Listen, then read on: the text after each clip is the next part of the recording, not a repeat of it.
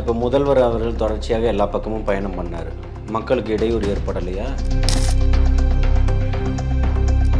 முதல்வர்னாலும் முதல்வருக்கு மக்கள் இல்லை, நான் என்ன கேட்குறேன், முதல்வருக்கு அப்போ சாலையை மறிக்கிறதுக்கான அதிகாரம் இருக்கு, மக்களை சிரமத்துக்கு ஆளாகிறதுக்கு அனுமதி இருக்கு. இன்னைக்கு ஒரு ரசிகர் மன்றத்தை கட்டமைச்சு அது மக்கள் இயக்கமாக்கி மக்கள் இயக்கத்துல இருந்து இருக்கக்கூடிய தொண்டர்களை அரசியல் மையப்படுத்தி அவர்களுக்கான இன்னைக்கு ஒரு கட்சியினுடைய தொண்டர்களை மாற்றி வச்சிருக்கிறாரு. அப்போ அவ்வளோ பெரிய ஒரு கட்டமைப்பு அவர் இந்த வழக்குகளுக்கெல்லாம் பயந்துருவாரு. இப்போ பெருசாக ஒன்றும் பெரிய நெருக்கடிகள் இருக்காது. ஏன்னா அவர்கள் கூட கூட்டணியில் தான் இருக்கிறாரு.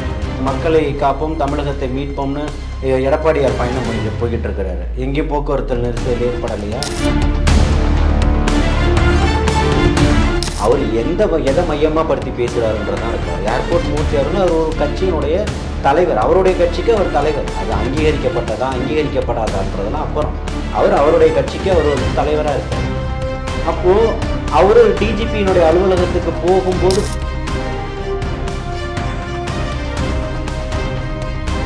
ஒரு பெண் நிர்வாகி இவங்க தாவேக்காவை சேர்ந்தவங்க தான் நகைத்திருக்குள்ள வந்து ஈடுபட்டாங்க, அதை ஒரு ட்ரெண்ட் பண்ணாங்க. இல்லை, தொடர்ச்சியாக கைது வாரண்டு சிறப்பு நீதிமன்றம் யாருக்கு கொடுத்தது? துரைமுருகனுக்கு கொடுத்துருக்குது. பொன்முடி அவர்களை நீதிமன்றம் வந்து வான் பண்ணியிருக்குது. செந்தில் பாலாஜி அவர்களை வான் பண்ணியிருக்குது. யார் உங்ககிட்ட நீங்க தெளிவா இருக்கீங்க சொல்லுங்க. அமைச்சர்களை வச்சுக்கிட்டு வந்து நீங்க ஓட்டு கேட்க போறீங்களா?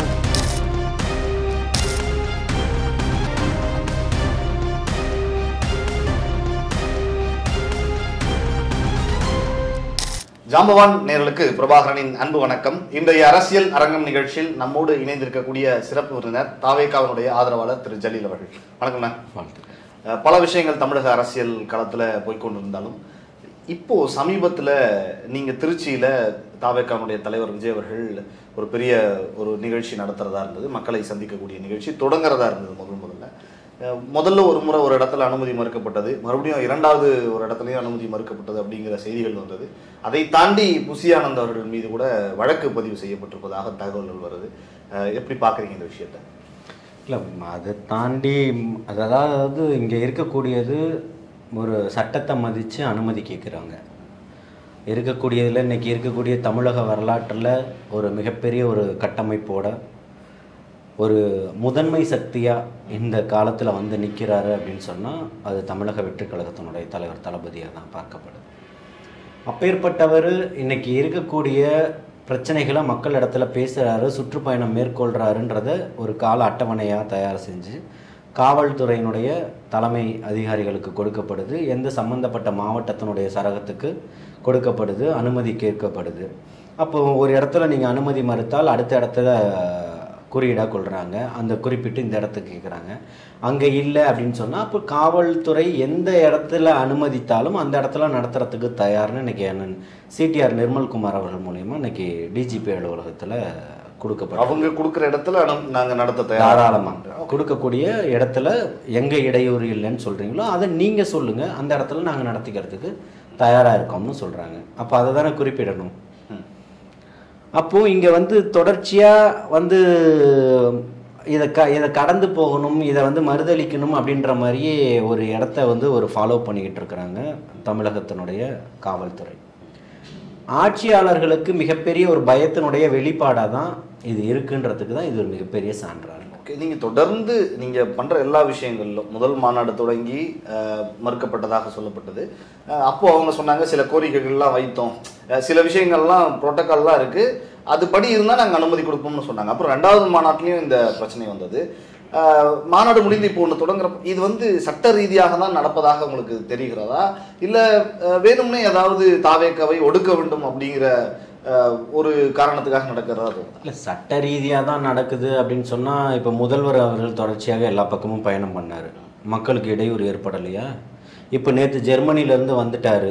வரும்போது இந்த சாலை நெடுக விமான நிலையத்திலேருந்து போகிற பாதைகள் நெடுக கொடியோட இருக்கக்கூடிய தொண்டர்களை பார்த்துட்டு தான் போனாரு. போக்குவரத்து நெரிசல் நேற்று ஏற்படலையா? அவரு முதல்வர் இல்லையா? முதல்வர்னாலும் முதல்வருக்கு மக்கள் இல்லை, நான் என்ன கேட்கிறேன், முதல்வருக்கு அப்போ சாலையை மறிக்கிறதுக்கான அதிகாரம் இருக்கு, மக்களை சிரமத்துக்கு ஆளாகிறதுக்கு அனுமதி இருக்கா? நாங்க என்ன சொல்றோம், அது இல்லாத இடமா சொல்லுங்க, நாங்க அங்க வரோம்னு சொல்றோம். ஓகே, புரியுதுங்களா? இப்போ தொகுதி தோறும் பிரச்சாரத்தை மேற்கொள்ள போறேன்னு உதயநிதி அவர்கள் அறிக்கை கொடுத்திருக்கிறாரு. அப்போ தொகுதி முழுக்க நீங்க போகும்போது யாருமே இல்லாம ராத்திரி 2 மணிக்கே போய் சந்திக்க போறீங்க, மக்களுக்கு இடையூறு இல்லாம. அப்போ உங்களுக்குன்னு ஒரு புரோட்டோகால் இருக்குல்ல, உங்களுக்கு கொடுக்கக்கூடிய அனுமதின்னு ஒன்று இருக்குல்ல. ஏற்கனவே உள்துறையினுடைய அமைச்சர் இங்க வந்து இப்போ ரோட் ஷோ வரைக்கும் நடத்திட்டு போயிருக்கிறாரு. அப்போ அவருக்கு எப்படி அனுமதி கொடுக்கப்பட்டது? அப்போ வந்து இப்போ பிஜேபியினுடைய இன்னைக்கு இருக்கக்கூடிய ஒன்றியத்தினுடைய பிரதமர் வந்து இங்க ரோட் ஷோ நடத்துறாரு டி நகர்ல, புரியுதுங்களா? அப்போ இதையெல்லாம் எப்படி நீங்க ஒரு அளவீடு செய்யறீங்க? அப்போ மக்களுக்கு மாற்றுப்பாதையில ஏற்பாடு செய்யறீங்க, போக்குவரத்து நெரிசலை தவிர்க்கணும்னு நினைக்கிறீங்க, அங்க இருக்கக்கூடிய அலுவலகங்களுக்கு பள்ளிகளுக்கு விடுமுறை கொடுக்குறீங்க, இதையெல்லாம் நடக்குது. நாங்க எந்த பள்ளிகளுக்கும் விடுமுறை அளிங்கன்னு சொல்லல. இருக்கக்கூடிய கூட்டம் மக்களுக்கு வரக்கூடாதுன்றதுனால, நெருக்கடிகள் ஏற்படக்கூடாதுன்றதுனால தான் சனிக்கிழமைகள்ல கேட்குறோம். அப்போ சனிக்கிழமைகள்ல கேட்கும்போது நீங்க வந்து கரெக்டான ஒரு இதை கொடுங்க. எங்க நாங்க குறிப்பிடக்கூடிய இடங்கள்ல போக்குவரத்து நெரிசல் ஏற்படும், மக்களுக்கு பாதிப்பு ஏற்படும் அப்படின்னு நீங்க கருத்துல கொண்டீங்கன்னா, உங்களுடைய கருத்துல இருக்கக்கூடிய உங்களுடைய போக்குவரத்து இடையூறு இல்லாம மக்களுக்கு இடையூறு ஏற்படாத ஒரு இடத்துல கொடுங்க, நடத்துறதுக்கு தயாரா இருக்கோன்றோம். இதுதான் ஜனநாயக ரீதியில கேட்கிறோம். இல்ல இந்த பிரச்சனை அப்படிங்கிறது தாவேகாவுக்கு மட்டும்தான் நடக்குதா, இல்ல மற்ற கட்சிகளுக்கும் இதே நிலை தான் இருக்கா? இல்லை, மற்ற கட்சிகளுக்கு இப்போ பெருசாக ஒன்றும் பெரிய நெருக்கடிகள் இருக்காது. ஏன்னா அவர்கள் கூட கூட்டணியில் தான் இருக்கிறாரு. தமிழகத்தை மக்களை காப்போம், தமிழகத்தை மீட்போம்னு எடப்பாடியார் பயணம் போய்கிட்டு இருக்கிறாரு. எங்கேயும் போக்குவரத்து நெரிசல் ஏற்படலையா? இதெல்லாம் இந்த புரோட்டோகால்லாம் எப்படி கொடுத்தீங்க? சீமான் கூட்டம் நடத்துறாரு, பாமக சார்பில் எல்லாமே நடக்குது, எல்லாம் நடந்துகிட்டு தான் இருக்குது. அண்ணன் திருமாவர்கள் நடத்துறாரு, முருகன் மாநாடு நடந்திருக்குது, புரியுதுங்களா? எல்லா கட்சிக்காரர்களும் நடத்திக்கிட்டு தான் இருக்கிறாங்க. மனிதநேய மக்கள் கட்சி நடத்தலையா? எல்லாருமே சிபிஐ நடத்தலையா? கம்யூனிஸ்டுகள் நடத்தலையா? எல்லாருமே எல்லா விஷயங்களையும் பண்ணிக்கிட்டு இருக்கீங்க. ஆனால் இடையூறுகள் வந்து, தடைகள் வந்து தமிழக வெற்றி கழகத்துக்கு மட்டும்தான் இருக்கு. என்ன காரணம் உங்களை அப்படி டார்கெட்? பயம். வேற என்னவா இருக்கும்? முதன்மை சக்தியா வந்து நிக்கிறது தான் இங்க பயம். 10ஓட 11 அத்தோட இது ஒண்ணு அல்ல, சொல்லல்ல செயல் தான் சொல்லியிருக்கிறாரு தலைவர் தளபதி அவர்கள். அந்த செயல் திட்டங்கள், அந்த செயல்கள் இன்னைக்கு உருவெடுத்துக்கிட்டு இருக்கு. மக்கள் மனசுல மிகப்பெரிய ஒரு மாற்றம் என்று வேணும்ன்ற ஒரு எண்ணத்துக்கு மக்கள் வந்துட்டாங்க. மக்கள் முடிவு செஞ்சுட்டாங்க. இருக்கக்கூடிய உங்களுக்கு சாதகமாக தான் நீங்க ஒரு கருத்து கணிப்புகளை வந்து வெளியிடுறீங்க. ஆனா மக்கள் மனசுல என்ன ஒரு கணிப்புகள்ல இருக்காங்கன்றது எல்லாருக்குமே தெரியும். அப்போ மக்கள் இன்னைக்கு எல்லாத்தையுமே உற்று நோக்கக்கூடிய இடத்துல நீங்க இதை தடுத்தாலும் மக்கள் பார்த்துக்கிட்டு தான் இருக்கிறாங்க. அது தமிழக வெற்றி கழகத்துக்கு மிகப்பெரிய ஒரு வெற்றி வாகையை தான் சூடும், அதுல மாற்று கருத்தே இல்லை. நீங்க வந்து இப்ப காற்றாற்று வெள்ளத்துக்கு கையை வச்சு தடுத்தரலாம்னு நினைக்கிறீங்க, அது முட்டாள்தனமான விஷயம்னு சொல்றேன். பல விஷயங்கள் நீங்க சொல்லிக்கிட்டு இருந்தாலும் கூடுதலாக உங்களுடைய பொதுச் செயலாளர் புசி ஆனந்த் அவர்கள் மீது வழக்கு போடப்பட்டிருக்கிறது. உங்களுடைய தலைவர் அவர்களும் ட்விட்டர் பக்கத்தில் கண்டனம் தெரிவித்து பதிவும் போட்டிருந்தாரு. என்ன காரணத்துக்காக வழக்கு போட்டிருக்காங்க? இல்லை, அவர் வரும்போது கூட்டங்கள் அதிகமாயிடுச்சு, போக்குவரத்துக்கு இடையூறு ஏற்பட்டாருன்னு. இதெல்லாம் வந்து பொது வாழ்க்கையில் அண்ணன் புசி ஆனந்த் அண்ணன் அவர்கள் இன்னைக்கு இல்லை, புதுச்சேரியில் எம்எல்ஏவாகவே இருந்திருக்கிறாரு. அது எல்லாருக்கும் அந்த மாநிலம் முழுக்க அவர் அறியப்பட்ட நபராக தான் இருக்கிறாரு.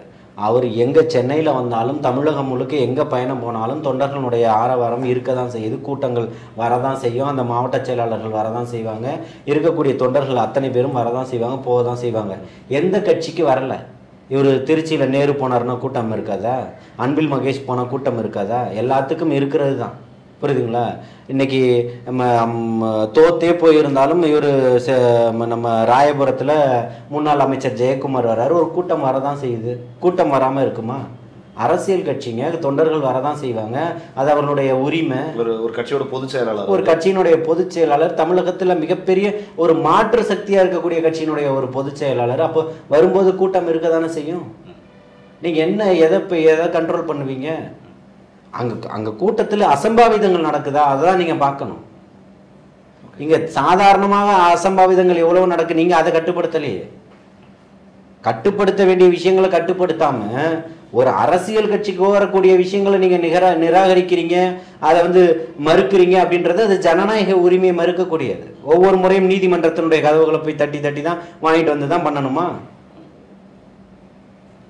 அப்போ இது மிகப்பெரிய கேள்வி கணைகளை வந்து எழுப்புது. அந்த $1 மில்லியன் கொஸ்டின்ஸ்ன்னு சொல்லுவாங்க, அது மாதிரி பல ஆயிரக்கணக்கான கேள்வி கணைகளை எழுப்பிக்கிட்டு இருக்கு. நீங்க மக்கள் இன்னைக்கு ரொம்ப தெளிவான ஒரு முடிவில் இருக்கிறாங்க. அதுதான் உங்களுடைய பயத்தினுடைய அறிகுறியாக இருக்குது, அந்த பயத்தினுடைய வெளிப்பாடாக இருக்குது, அந்த பயத்தினுடைய காரணமாக இதெல்லாம் நடந்துக்கிட்டு இருக்குன்னு சொல்கிறோம். இல்லைன்னா நீங்கள் கொடுத்துட்டு போகலாம்ல. எடப்பாடி அவர்களுக்கு எந்த நோக்கத்தோடு நீங்கள் கொடுத்தீங்க? அப்போ நீங்கள் எல்லாருமே கூட்டாளிகளாக இருக்கீங்களான்னு கேட்குறேன். அப்போ கூட்டம் வரலையா? எடப்பாடி சொல்கிறாரு பயங்கர போகிற இடம்லாம் மக்கள் வெள்ளத்தில் மிதந்துக்கிட்டு போகிறாருன்னு. அப்போ யாருக்கும் போக்குவரத்து இடையூறு ஏற்படலையான்னு கேட்குறேன். தமிழக முதல்வர் போகிற பக்கம்லாம் இவர் அப்பாவும் குட்டி அப்பாவும் போகிற பக்கம்லாம் கூட்டங்கள் அலைமோதுதுன்றாங்களே, எப்படி? அப்போ உங்களுக்கான தேவைகளுக்காக ஒருத்தருக்கு நீங்கள் பண்ணணும்னு நினைக்கிறீங்க, உங்களுக்கு அது சாத்தியம். ஏன் தமிழக வெற்றி கழகத்துக்கு அது சாத்தியமாக ஆகல? ஏன் மறுக்கிறீங்க? பயம்தானே. அந்த பயம் உங்களுக்கு 2026 தேர்தல்னு இல்லை, இன்னைக்கு முதல் மாநாடும் அப்படிதான், இரண்டாம் மாநாடும் அப்படிதான். இருக்கக்கூடிய தம்பி அஜித்குமார் அவர்களுக்கு கண்டன ஆர்ப்பாட்டம் நடத்தும் போதும் அதுதான், நீதிமன்றத்தினுடைய வாசல் தான். புரியுதுங்களா? நீதிமன்றம் மறுத்துருச்சா? அனுமதி கொடுத்தது. அப்போ நீங்கள் பாதுகாப்பு கொடுக்க வேண்டிய இடத்துக்கு தானே வந்துட்டீங்க. அப்போ நீங்கள் பாதுகாப்பு கொடுத்தா என்ன? நீங்கள் கோரக்கூடிய, நீங்கள் சொல்லக்கூடிய, கோடிட்டு காட்டக்கூடிய இடத்துல நாங்கள் நடத்துறதுக்கு தயார்னு சொல்கிறாருல்ல. நீங்கள் பொதுச் செயலாளர் அவர்கள் மீது வழக்கு போட்டுட்டா மாறிடுமா எல்லாமே? பொது வாழ்க்கையில் இருக்கிறாரு, இந்த மாதிரி 1000 வழக்குகளை சந்திக்கிறதுக்கு தயாராக இருக்கிறாரு. இந்த வழக்குகள்லாம் அவரை கட்டுப்படுத்தி ஒரு இடத்துல உட்கார வச்சிருமா? ஒருவேளை நீங்க சொல்ற மாதிரி அவங்களுக்கு பயம் இருக்கிற மாதிரி புசியானந்த் அவர்கள் மீது வழக்கு போட்டு விஜய் அவர்களை பயமுறுத்தணும் அப்படின்னு என்ன கொல்ல கேஸா போட்டீங்க? கடத்தல் கேஸ் போட்டீங்களா? இல்லை இப்போ அவர் மிகப்பெரிய பயங்கரவாதின்னு சொல்ல போறீங்களா? இல்லை அப்படி நினைக்கிறாங்களோ? இல்லை இந்த மாதிரி இப்போ அதுதான் சொல்கிறேன். அவர் இப்போ இல்லை, பல ஆண்டுகாலமாக பொது வாழ்க்கையில் இருக்கிறாரு. புரியுதுங்களா? அவர் மாநிலத்தில் அங்கே இருக்கக்கூடிய தொகுதியில் எம்எல்ஏவாக இருந்திருக்கிறாரு இல்லையா? இன்னைக்கு ஒரு ரசிகர் மன்றத்தை கட்டமைச்சு அது மக்கள் இயக்கமாக்கி மக்கள் இயக்கத்திலேருந்து இருக்கக்கூடிய தொண்டர்களை அரசியல் மையப்படுத்தி அவர்களுக்கான இன்னைக்கு ஒரு கட்சியினுடைய தொண்டர்களை மாற்றி வச்சிருக்கிறாரு. அப்போ அவ்வளோ பெரிய ஒரு கட்டமைப்பு அவர் இந்த வழக்குகளுக்கெல்லாம் பயந்துருவாரா? பல ஆயிரக்கணக்கான வழக்கறிஞர்கள் இன்னைக்கு பின்னாடி இருக்கிறாங்க. ஒரு சமூகத்தில் இன்னைக்கு மிகப்பெரிய ஒரு தீங்கு இழைக்கப்பட்டதுன்னு உடனே வக்ஃபுனுடைய சட்ட திருத்த மசோதாக்கு எதிர்த்து மிகப்பெரிய ஒரு வழக்கறிஞரை வச்சு உச்ச நீதிமன்றத்தில் வழக்காடுறாங்க. அவங்களுக்கு தெரியாதா? இருக்கக்கூடிய அடிமட்ட தொண்டனுக்கும் பிரச்சனைனா உடனே பாதுகாப்புக்கு வந்து நிற்கிறாங்க. அப்போ ஒரு பொதுச் செயலாளரை எப்படி பாதுகாக்கணும்னு தமிழக வெற்றி கழகத்துக்கு தெரியாதா? இருக்கக்கூடிய தம்பி தங்கைகளுக்கு தெரியாதா? நீங்க இருக்கக்கூடிய ஒட்டுமொத்த பேர் மேலேயும் வழக்குகள் போடுங்க, கைது செய்யுங்க. உங்களுக்கு தைரியம் இருந்தா, தைரியம் இருக்கா? கைது செய்யுங்க பார்ப்போம். என்ன செக்ஷன்ல வழக்கு போட்டீங்க? இந்த மாதிரி 1000 வழக்குகள் இருக்கு. புரியுதுங்களா? நான் போராட்ட காலத்தில் பல வழக்குகளை வாங்கியிருக்கோம். உங்கள் வழக்குகள் எங்களுடைய போராட்டத்தையோ எங்களுடைய முன்னெடுப்புகளையோ ஒருபோதும் வீரியத்தை குறைச்சிடாது, இன்னும் பன்மடங்கு அதிகமாக தான் படுது.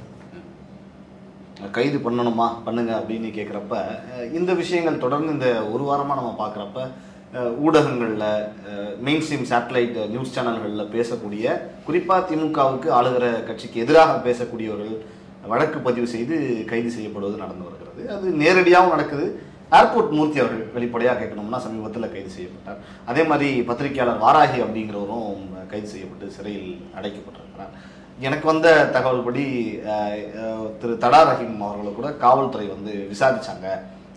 உங்கள் மீது ஒரு வழக்குகள் இருக்குது, விசாரிக்கலாம்னு வந்திருக்குன்னு விசாரிக்க முயற்சி பண்ணாங்கன்னு ஒரு பக்கம் சொன்னாங்க.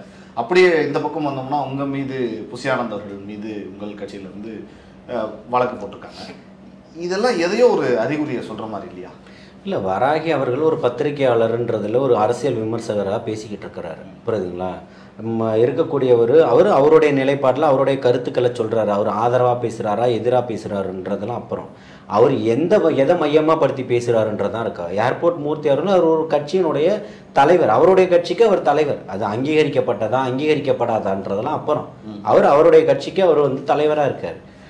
அப்போது அவர் டிஜிபியினுடைய அலுவலகத்துக்கு போகும்போது போகக்கூடிய இடத்துல போய் தாக்கக்கூடிய சம்பவம் கண்டிக்கத்தக்கது. நடந்த விஷயங்களில் அவர் தான் இருக்க இடத்துக்கு அவர் தான் தாக்கியிருக்காங்க. புரியுதுங்களா? அதே போல் மன்னன் தடா ரஹீம் அவர்கள் ஏற்கனவே பல விஷயங்களில் கைது செய்யப்பட்டு நிரபராதின்னு தான் வெளில வந்திருக்கிறார், குற்றவாளின்னு வரல. அது தண்டனை நிரூபிக்கப்படாமல் நிரபராதின்னு தான் வந்திருக்கிறார். புரியுதுங்களா? அப்போ இந்த சட்டங்கள் வந்து போராடக்கூடியவர்கள் மீது போடப்பட்டு அவர்களை அலைக்கழிக்கப்பட்டு பல ஆண்டுகள் அவர்களுடைய வாழ்க்கையை வீணடிக்கக்கூடிய விதமாக தான் காவல்துறை கடுப்பாகி இந்த விஷயங்கள் எல்லாம் பண்ணுது. ஒடுக்கியர்ன்றதை பண்ணுது. யார் வீரியமாக வந்து நிற்கிறார்களோ அவர்கள் மீது பண்ணணுன்றது தான். மது ஒழிப்புக்காக போராடின சசி பெருமாள் அவர்கள் மீது போடப்படாத வழக்கா? எல்லார் மீதும் போடப்படக்கூடியதுதான். நீங்கள் இந்த போட்ட இந்த 2 வழக்கில் இந்த 3 செக்ஷனில் வந்து தமிழக வெற்றி கழகம் என்ன அலுவலகத்திலே உட்கார்ந்து முடங்கிடும்னு நினைக்கிறீங்களான்னு கேட்குறேன். தமிழகம் முழுக்க இன்னும் தமிழக வெற்றி கழகத்தினுடைய கொடிகள் எப்படி எல்லா மூளை முடுக்குகளையும் பட்டொலி வீசி பறக்கப்படுதோ அதே மாதிரி தமிழக வெற்றி கழகத்தினுடைய தலைவர் தளபதி அவர்களுடைய தம்பி தங்கைகள் எல்லா இடத்துலையும் பம்பரம் போட்டு சுழல்வதற்கு தயாராக இருக்கிறான். அவர் ஒருபோதும் தடுத்துட முடியாதுன்னு சொல்கிறேன். இந்த வழக்குகள் எல்லாம் மிகப்பெரிய ஒரு அடக்குமுறையை கொண்டு வந்துடாதுன்னு சொல்கிறேன். இது இன்னும் வீரியப்படுத்தும், இன்னும் அரசியல்படுத்தும்னு சொல்கிறேன். ஓகே. அதே மாதிரி பார்த்தீங்கன்னா திருச்சி இந்த மக்கள் சந்திப்பு குறித்து நம்ம பேசணும். திரு விஜய் அவர்களுடைய மக்கள் சந்திப்பு குறித்து எங்கெங்கெல்லாம் போகலான்னு திட்டம் போட்டிருக்காங்க, எத்தனை இடங்கள், எத்தனை நாட்கள் திட்டமிடப்பட்டிருக்காங்க? இல்லை, இப்போ வந்து 13ஆம் தேதியிலிருந்து டிசம்பர் 20ஆம் தேதி வரைக்கும் அது ஒரு அட்டவணையாகவே வெளியிட்டிருக்காங்க. நீங்கள் பார்த்துருப்பீங்கன்னு நினைக்கிறேன். ஒவ்வொரு இதுவுமே அது திருச்சியாக இருக்கட்டும், திருச்சி, பெரம்பலூர், அரியலூர்னு அப்படி ஒரு மாவட்டமாக ஒவ்வொரு இடத்துக்கும் போகிறாங்க. மக்களுக்கு எந்த விதமான இடையூறும், பள்ளி மாணவர்களுக்கு எந்த விதமான இடையூறும் ஏற்பட்டக்கூடாதுன்றதுக்காக தான் அந்த மாதிரி நாட்களில் தேர்வு செஞ்சு அந்த மாதிரி பண்ணியிருக்கு. தமிழகம் முழுக்க பரவலாக சுற்றுப்பயணம் இருக்குது. ஓகே, இது முதல் கட்டம் தான். அது டிசம்பர் 20ஆம் தேதி வரைக்கும் கால அட்டவணையை வெளியிட்டுட்டாங்களே. ஓகே, ஆமாம். அதாவது மாநாடு, 2வது மாநாடு முடிஞ்சிச்சு, தேர்தல் முகவர் மாநாடு முடிஞ்சிச்சு, முதல் கட்ட மாநாடு முடிஞ்சிச்சு, 2ஆம் ஆண்டு துவக்க விழா முடிஞ்சிச்சு.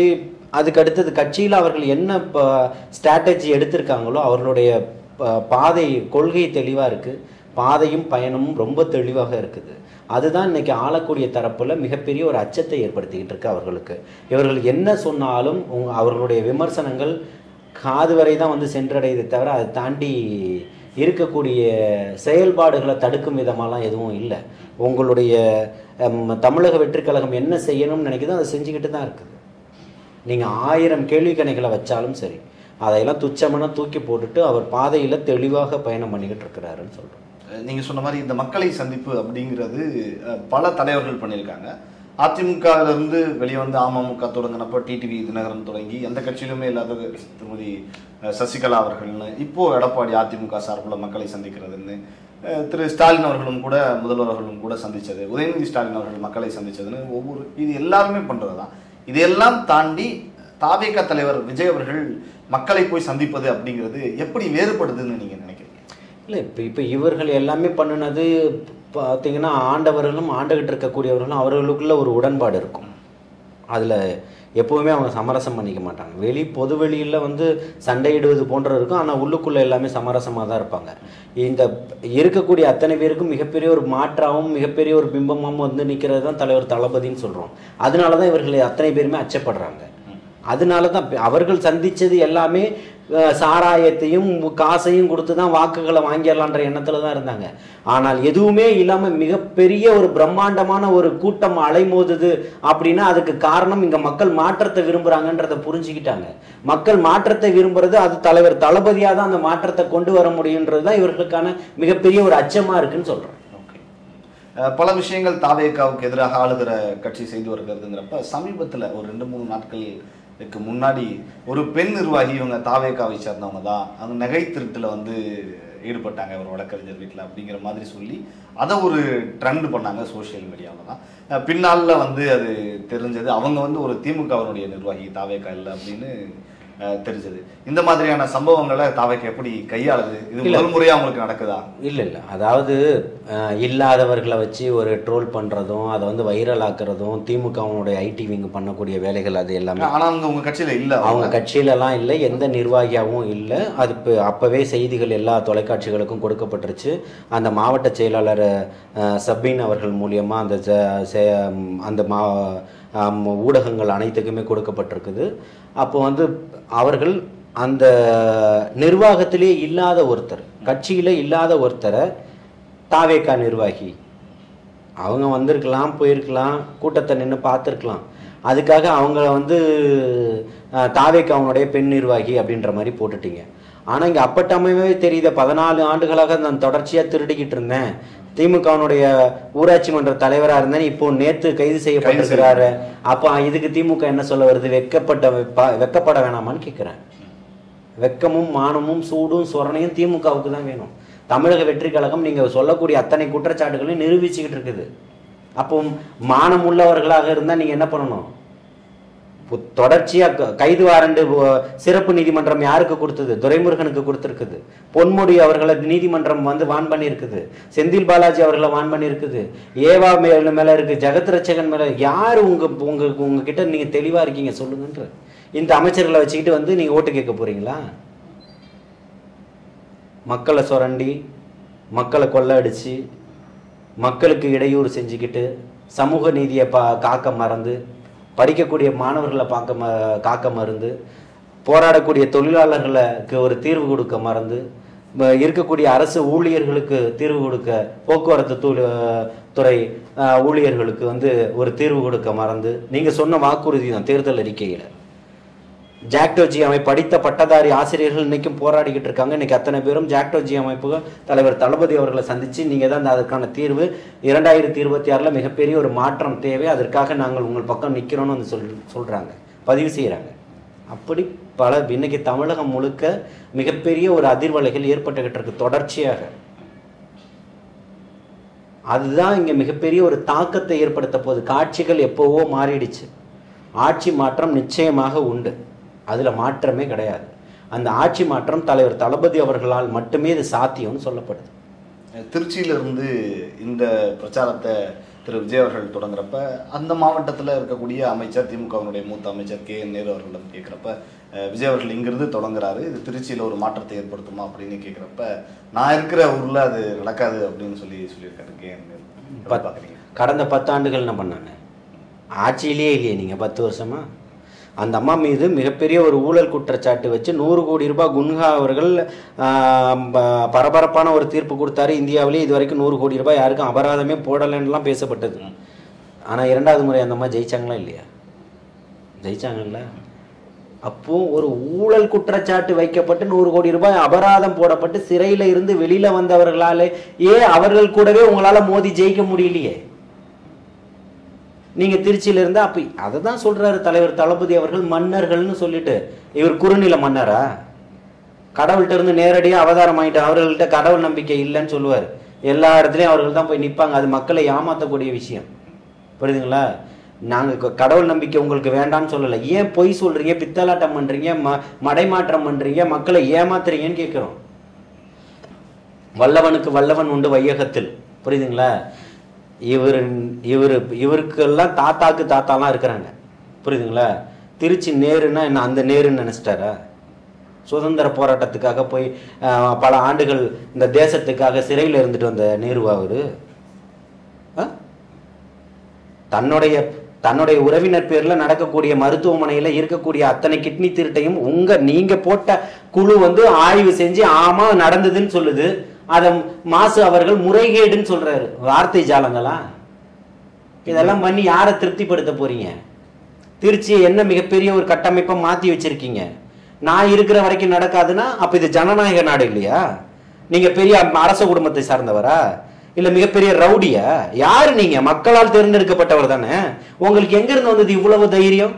முடியாதுன்னு சொல்ற அளவுக்கு மக்கள் கையில இருக்கு. இந்த புரட்சியை மாற்றக்கூடிய மிகப்பெரிய புரட்சியும் எழுச்சியும் ஏற்படுத்தக்கூடிய இடம் மக்கள்கிட்ட இருக்கு. நீங்க எப்படி தனிப்பட்ட ஒரு ஆளா சொல்ல முடியும்? அவ்வளவு மிகப்பெரிய வல்லமை படுத்தவரா? அப்ப 10 வருஷம் ஏன் முட்டி போட்டுக்கிட்டு இருந்தீங்க? உங்களால எதுவுமே பண்ண முடியலையே. ஒரு சினிமா படத்தை கூட வாங்கி வைக்க முடியாம தானே 10 ஆண்டுகள் முடக்கத்துல இருந்தீங்க. அந்த அம்மா இருக்கிற வரைக்கும் நீங்க வியாபாரம் பண்ண முடியலையே, ரியல் எஸ்டேட் பண்ண முடியலையே. அப்ப இன்னைக்கு எல்லாத்தையுமே பொதுவாக பார்க்கப்படுது. அது அந்த மாவட்டத்தில் அன்பில் மகேஷாக இருந்தாலும் சரி, இவர் நேருவாக இருந்தாலும் சரி, அவர்களுடைய கட்சியினுடைய தலைவர் முதல்வராக இருந்தாலும் சரி, துணை முதல்வராக இருந்தாலும் சரி, தமிழகம் முழுக்க சுற்றுப்பயணம் உண்டு, புரியுதுங்களா? தடுக்கிறதுக்கு நீங்க தயார்னா நடத்துறதுக்கு தமிழக வெற்றி கழகம் தயார், புரியுதுங்களா?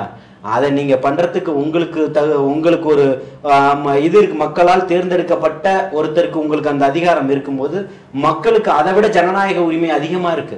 மக்களை பாதுகாக்கிறது மட்டும்தான் உங்களுடைய வேலை. மக்களுடைய பணி செய்வது தான் உங்களுடைய வேலை.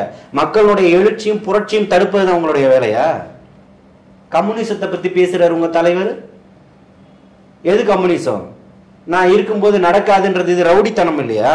அராஜகம் இல்லையா? எங்க இருந்து வந்தது உங்களுக்கு இந்த புத்தின்னு கேட்கிறேன். உங்களால் முடிஞ்சா தடுத்து பாருங்கன்னு சொல்றேன். தமிழகத்துல என்ன மாதிரி ஒரு அதிர்வலை நடக்க போகுதுன்றத பாருங்கன்னு சொல்றேன். இதெல்லாம் அது சாதாரண ரோட்ல இருக்கக்கூடிய ரவுடிகள் போலலாம் பேசக்கூடாது. அமைச்சர்னா கண்ணியத்தோட பேசணும். ஏன்னா உங்களுக்கு அது முடியும்னா தமிழக வெற்றி கழகத்தினுடைய தலைவர் தளபதி அவர்களுடைய தம்பி தங்கைகளால எல்லாம் சாத்தியம் பண்ண முடியும். உங்களுக்கு தடுக்க முடியும்னா தடையை மீறுவதற்கு தமிழக வெற்றி கழகத்தால முடியும்.